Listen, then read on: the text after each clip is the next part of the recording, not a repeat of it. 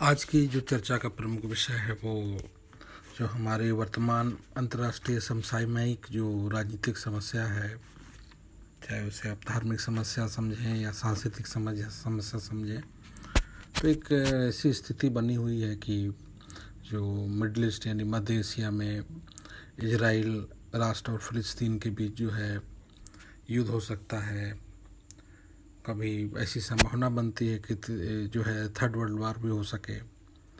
इस तरह के बहुत सारे बयान भी आते हैं और न्यूज़ में अगर आप 90% कंटेंट देखें, चाहे यूट्यूब चैनल में भी, तो अधिकतर जो है वो भड़काऊ तरीके से लोग बातें करते हैं कि युद्ध की स्थिति पूरी तरह बन गई है, अब वर्ल्ड वार हो जाएगा, न्यूक्लियर वार हो जाएगा। तो इतना आसान नहीं है। तो इसकी वास्तविकता को समझना चाहिए। पहले जब इस कन्फ्लिक्ट को हम अगर समझें, अगर अंतर्राष्ट्रीय कूटनीतिक संबंध जो है, अंतर्राष्ट्रीय संघर्ष की स्थिति है, ट्रीटी है, तो उसका जो बेस है, उसका जो मूल है, वहाँ की निरी जातीय, फिर सांस्कृतिक, सामाजिक, धार्मिक पृष्ठभूमि होती है। तो उसे जो है समझना बहुत ज़रूरी है वहाँ। इसलिए जो इसके चर्चा में मैं पृष्ठभूमि में पहले थोड़े से इसके इतिहास की चर्चा करूँगा, जिसका जुड़ाव बाइबल से है, कुरान शरीफ से है, फिर आपको ओल्ड टेस्टामेंट से है, तालमुड से है। तो जो अभी न्यूज़ में आप देखिएगा कि इजराइल, फिर फ़िलिस्तीन, फिर अल-अक्सा मस्जिद, फिर माउंट टेम्पल, उसके बाद तेल अबीब है, फिर गाजा है, गोलन हाइट्स है, गलीली है, नाज़रेत है, फिर ज़ारा, शेख ज़ारा है, ये सब काफ़ी चर्चा में। फिर इंतफादा है।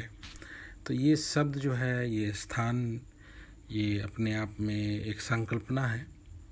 तो इसको यहाँ समझना ज़रूरी है। किसी न किसी रूप में ये आपके लिए प्रश्न का भाग हो सकता है, और मेंस के लिए तो इसको पृष्ठभूमि को समझना है। अब होता है कि जब आप यूपीएससी पास करेंगे तो वहाँ इंडियन फॉरेन सर्विस भी आपको मिलेगा।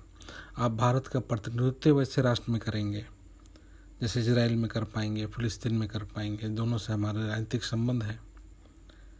तो ऐसा जब आप इसकी पृष्ठभूमि को जानेंगे, जब नृजातीय संबंध को समझेंगे, सामाजिक धार्मिक संगठनों को समझेंगे, उनके व्यवहार को समझेंगे, तो वहाँ पॉइंट बनाना और उसको जो है सामंजस्य से बातों को लाना जो है वो आसान हो जाती है। तो इसलिए जो है इसके इतिहास को जानना ज़रूरी है। कोई भी समस्या का अगर समाधान है तो उसको इतिहास में देखना ज़रूरी होता है। आज जो वैज्ञानिक, जो घातक, जो पेंडेमिक बीमारी है कोरोना, उसको भी जानने के लिए इतिहास में जाने का प्रयास कर रहे हैं। तो इस प्रकार से वो भी एक वार है। लेकिन हमने, पूरे विश्व ने 2 विश्व युद्ध देखे। उससे पहले हमने, भारत ने गुलामी देखी, और गुलामी से पहले अगर आप थोड़ा ले तो सालों भर यानी 1000-2000 साल वर्ष तक तो युद्ध ही चला, जिसमें हम अभी चर्चा करेंगे क्रूसेड की, जिसका इजराइल एक भाग भी है। तो ऐसे में मानव सभ्यता पर बहुत प्रतिकूल प्रभाव पड़ता है। बहुत से निर्दोष मारे जाते हैं। इसका अंदाज़ा आप नहीं लगा सकते हैं। ऐसा कहना बड़ा आसान है कि वार हो जाएगा, ऐसे हो जाएगा, लेकिन ये सब होना नहीं चाहिए। आप जब सेकेंड वर्ल्ड वार चल रहा था तो उसका दंश भारत में भी पड़ा था, क्योंकि जापान जो है वो ब्रिटेन के खिलाफ युद्ध में था, और कलकत्ता में बम्बार्डिंग होते थे, कलकत्ता में सायरन बजते थे।